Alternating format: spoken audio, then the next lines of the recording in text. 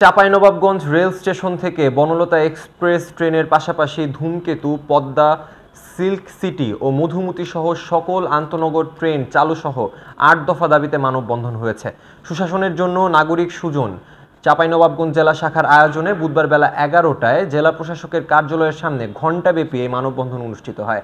মানববন্ধনে বক্তারা বলেন, পশ্চিমের শেষ স্টেশন চাঁপাইনবাবগঞ্জ হওয়া সত্ত্বেও রাজশাহী ঢাকাগামী চলাচল করে বনলতা ট্রেন ছাড়া সকল আন্তনগর ট্রেন। এতে বিভিন্ন সময় ঢাকা যাওয়া আসা করতে গিয়ে ভোগান্তিতে পড়তে হয় চাঁপাইনবাবগঞ্জের ১৮ লক্ষ বাসিন্দাদের। বিস্তারিত ডেস্ক রিপোর্টে।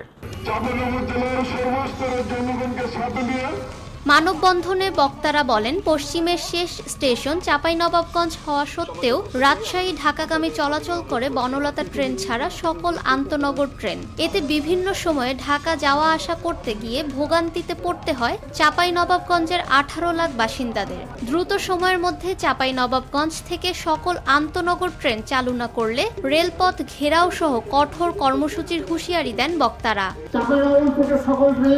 আন্তনগর ট্রেন ছাড়তে হবে, এই দাবির প্রতি চাঁপাইনবাবগঞ্জবাসী সর্বস্তরের মানুষ একাত্মতা ঘোষণা করেছে। আমরা এর পরবর্তী কার্যক্রম হিসাবে আগামী ১৪ তারিখ সকাল সকাল আমরা এই স্টেশন অবরোধ করব। আমাদেরকে ট্রেন ধরতে হয় পায়ে হেঁটে, অটো রিক্সায়, আবার নালে বাস ধরে। এইটা কোন বৈষম্য? এটা কোন ধরনের বিচার? এই ধরনের অন্যায় অন্যায্য দাবি আমরা কোনোভাবেই মেনে নেব না।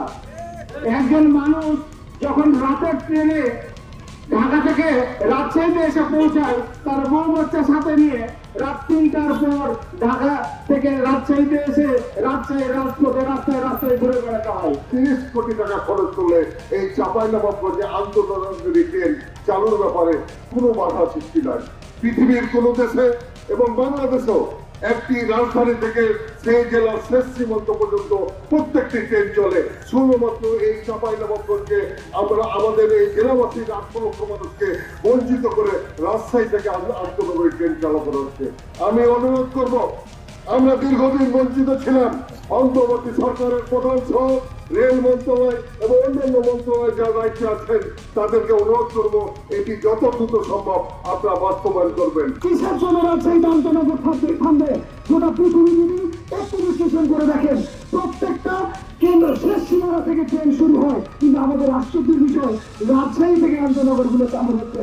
তাহলে আমরা রংপুরবাসী, চাঁপাইনবাবগঞ্জবাসী, শিবগঞ্জবাসী, ধনুষ্টপুরবাসী, আমরা কি এই দেশের নাগরিক নয়? প্রশ্ন থাকলে আমাদের পুরো দেশের জনগণের প্রতি আমি অন্তর্বর্তীকালীন সরকারের কাছে অনুরোধ করবো, আমাদের আন্তনগর ট্রেনগুলোকে চাঁপাইনবাবগঞ্জ থেকে চালু করা হোক। মানববন্ধনে বক্তব্য রাখেন সুশাসনের জন্য নাগরিক সুজন চাঁপাইনবাবগঞ্জ জেলা শাখার সভাপতি আসলাম কবির, সাধারণ সম্পাদক Monowar Hossain Jewel, Chapainawabganj chamber of commerce and ইন্ডাস্ট্রির সভাপতি আব্দুল ওয়াহেদ, সাবেক পৌর মেয়র মাওলানা আব্দুল মতিন, সাবেক উপজেলা চেয়ারম্যান মোখলেসুর রহমান সহ বিভিন্ন স্বেচ্ছাসেবী ও রাজনৈতিক সংগঠনের বিভিন্ন স্তরের নেতাকর্মীরা। আমাদের দাবি ন্যায্য দাবি না, আমরা আজকের পরিবেশটা সুন্দর সুশৃঙ্খল রাখবো।